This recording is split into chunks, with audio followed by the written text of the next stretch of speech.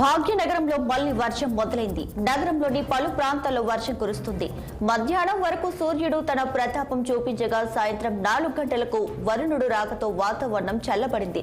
ఒక్కసారిగా మేఘావృతమై చినుకులు పడటంతో నగర ప్రజలకు కాస్త రిలీఫ్ లభించినట్లయింది.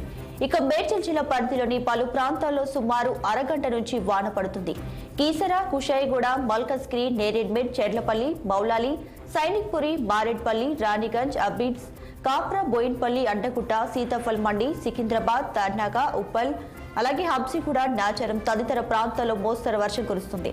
వర్షంతో రోడ్లు, లోతట్టు ప్రాంతాలన్నీ జలమయమయ్యాయి.